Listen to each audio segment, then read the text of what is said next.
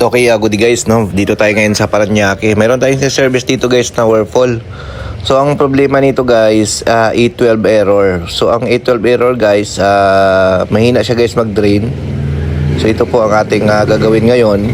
Ito po ay Whirlpool, no? So ito po yung mga first gen ng Whirlpool, no? So ito mga itong model kasi guys, ang drain nito nasa ilalim, no?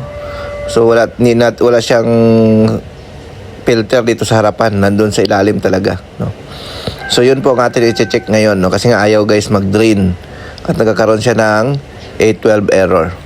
So yan, netesting namin siya guys, no? So yan, okay naman siya.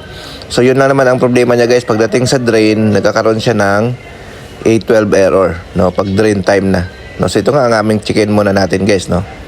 So medyo sikip yung area guys, no? Papakita na lang natin kung ano naging issue nito. So yun. So ito nga, no, bago natin siya silipin yung drainage niya, double check muna natin, no? Check natin kung working naman lahat, no? Kung wala sa ibang issue.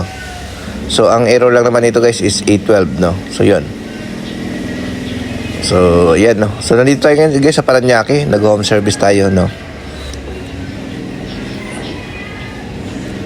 So yan na nga, no. Ongoing yung pagtitest natin guys, no. Yan.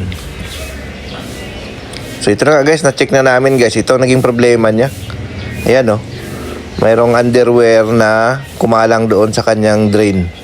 So yun po ang naging issue kung bakit nagkaroon siya ng A12 error. Barado, no? Barado siya kaya nagkaroon siya ng A12 error. Mayroong pumasok na underwear sa loob. Okay? Thank you.